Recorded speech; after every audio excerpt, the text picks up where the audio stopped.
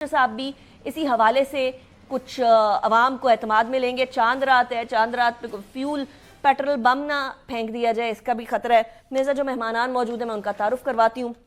اسلام آباد اسٹوڈیوز میں حذیفہ رحمان صاحب موجود ہیں, معاون خصوصی ہیں وزیر اعظم کے. Thank you very much Huzaifa صاحب for joining me in the programme. Shafi Jan صاحب ہمارے ساتھ موجود ہیں, مشیر اطلاعات ہیں خیبر پختونخوا کے. Thank you very much Shafi صاحب for joining me in the programme. Huzaifa صاحب, وزیر اعظم صاحب کی تھوڑی دیر میں اسپیچ ہونے لگی ہے, واٹ شوڈ وی ایکسپیکٹ؟ جی بہت شکریہ. آپ کے سامنے ہے جس طریقے سے انٹرنیشنل مارکیٹ میں پیٹرولیم مصنوعات کی قیمتیں مسلسل بڑھ رہی ہیں, اور وزیر اعظم صاحب نے اپنی آخری تقریر میں کہا تھا کہ اس کا بوجھ اب میں نے وزیر اعظم صاحب نے ایک میٹنگ لی تھی جس میں پیٹرولیم منسٹر کو کہا تھا کہ آپ نے اب فردر بوجھ جو ہے وہ عام آدمی پر نہیں ڈالنا. اور جو بات کی جاتی ہے کہ 12 روپے پی ٹی آئی کے دور میں بڑھا تو نون لیگ نے بڑی تنقید کی اور آج 50 سے 55 روپے بڑھ گیا. پہلی بات تو یہ ہے کہ ایسے جنگی حالات تھے نہیں, اور جس طرح کے غیر رشیا کی وار تو تھی نا, نہیں اس میں پاکستان پر کوئی امپیکٹ نہیں تھا. پاکستان سے سعودی عربیہ کو تیل آ رہا تھا اور اس کے اندر نہ آپ نے ہرمز بند تھی, انٹرنیشنل مارکیٹ میں اتنا بڑا فرق آیا تھا. تو ابھی رشیا نے ہمیں ایک نیوز چل رہی تھی کہ رشیا ہیز آفرڈ کہ ہم پاکستان کو آئل یا میں اگر بات مکمل کر لوں, اس کو بھی میں بیچ میں شامل کر لیتا ہوں. گزارش ہے پہلے آپ کے سوال کو میں رسپونڈ کر دیتا ہوں. دیکھیں رشیا کا جو تیل ہے, خام تیل, پاکستان میں صرف پارکو آئل ریفائنری کے علاوہ کوئی آئل ریفائنری ایسی نہیں ہے, چاہے اٹک ہے یا باقی آئل ریفائنریز ہیں, جو اس کروڈ آئل کو فردر جو ہے وہ ٹریٹ کر کے اس کا پیٹرول, ڈیزل اور باقی جو ہے مٹی کا تیل اور باقی چیزیں بنا سکیں. اس لیے پاکستان رشین آئل اگر خرید بھی لے سستے ریٹ کے اوپر تو پارکو آئل ریفائنری کے علاوہ کوئی ٹریٹمنٹ کر نہیں سکتا, اور ظاہر ہے پھر اس کی کاسٹ اتنی اوپر چلی جائے گی جب پارکو ہی صرف کر رہا ہوگا. اور ظاہر رسد اور سپلائی کا بڑا گہرا تعلق ہوتا ہے.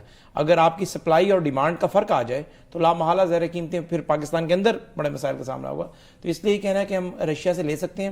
جذباتی بات ضرور ہے, اسٹیٹمنٹ ضرور دے سکتے ہیں ہم کہ بھئی رشیا انڈیا کو دے رہا ہے تو ہمیں بھی دے دے گا, اور ہماری شاید فورن پالیسی کے اندر اتنا بڑا شفٹ آ جائے گا.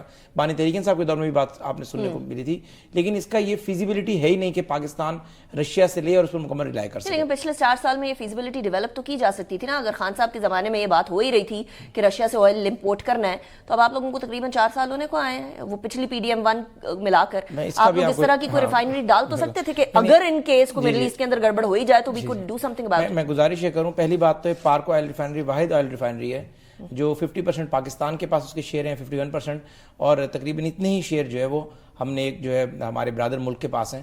تو گزارش یہ ہے کہ باقی جتنی بھی آئل ریفائنریز ہیں, اٹک ہے, یہ پرائیویٹ اون کمپنی ہے, تو اس کو ادھر پاکستان امپوز نہیں کر سکتا, اور یہ ایک دن کا کام ہے نہیں, 10 سال لگتے ہیں. اس کے اوپر بلینز آف بلین ڈالر اس کے اوپر خرچہ آتا ہے, اور یہ اتنا آسان نہیں ہے کہ آپ ایک آئل مارکیٹنگ کمپنی کو کہیں کہ اپنی آئل ریفائنری جو ہے اس کا پورا اکوپمنٹ جو ہے وہ رشین کروڈ آئل کے مطابق لے جائے. اور ظاہر ہے ان کی اپنی بھی ریکوائرمنٹس ہوتی ہیں.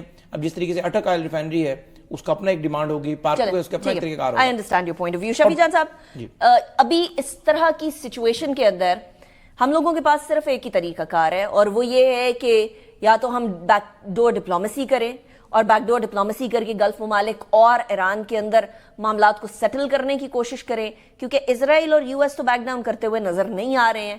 آپ کی نظر میں if you were in the federal government تو آپ کیا کرتے ہیں؟ سب سے پہلے آپ کا شکریہ. جہاں تک پیٹرول کی پرائسز کی بات ہے تو میں تو کئی بار اس بات کو دہرا چکا ہوں کہ یہ اس وقت جو گورنمنٹ ہے, جو گورنمنٹ انچارج ہے, جس طریقے سے یہ چور دروازے سے مینڈیٹ پہ قابض ہے, یہ ان کی نہ اہلی ہے نکمی ہے. پہلی بات یہ. دوسری بات یہ کہ 20% پیٹرول کا ریٹ پہلے سے بڑھا دیا گیا ہے پاکستان میں. دنیا میں کسی ملک نے 20% ریٹ نہیں بڑھایا, 6% سے زیادہ کہیں نہیں بڑھا. بات بڑی سمپل ہے. انہوں نے کہا کہ جی عمران خان صاحب کے ٹائم پہ تو جنگی حالات نہیں تھے, لیکن عمران خان صاحب کے ٹائم پہ $120 کا بیرل تھا. اس وقت بھی $120 کا بیرل نہیں ہے. تب بھی پاکستان میں $150 کا پیٹرول مل رہا تھا. ابھی $60 پر بیرل پہ خریدا گیا پیٹرول پہ $55 کی دیہڑی انہوں نے ماری. اب اگر پیٹرول $100 پر بیرل سے اوپر چلا بھی گیا ہے, ابھی وہ جو مہنگا تیل یہ خریدیں گے, ابھی وہ پاکستان نہیں پہنچا. 28 دن کا سٹاک ان کے پاس پہلے سے موجود تھا. ان کے وزراء کے سٹیٹمنٹس ہیں. یہ کس قسم کی بیانات, دن بدن ایک جھوٹ کو چھپانے کے لیے دوسرا جھوٹ بولتے ہیں. بات بڑی واضح ہے کہ ان کی ترجیحات میں عوام نہیں ہے, ان کی ترجیحات میں اشرفیہ ہے, ان کی ترجیحات میں جو ہے اپنے اکاؤنٹس بھرنا ہے, ان کی ترجیحات میں ڈاکے مارنے ہیں, ان کی ترجیحات میں جہاز لینے ہیں, ان کی ترجیحات میں نئے بلٹ پروف گاڑیاں لینی ہیں. آپ نے کل دیکھا ہوگا انیکا صاحبہ کہ پنجاب گورنمنٹ نے کفایت شاری کی جو مہم چل رہی ہے اس کے باوجود 53 ملین کی نئی گاڑیوں کی اپروول دی 9 کروڑ گاڑی کی سینٹ چیئرمین کی خرید لی گئی، 11 ارب کا جہاز الگ سے کہانی ہے. تو بات بڑی واضح ہے کہ یہ تو خود اپنے خواہشات پورے کر رہے ہیں، اپنے شوق پورے کر رہے ہیں عوام کے ٹیکس کے پیسوں پہ، اور عوام کو کفایت شاری کا لیکچر دیتے ہیں. یہ سوال ذرا مجھے آپ کا، یہ سوال شفیع صاحب، یہ سوال مجھے ذرا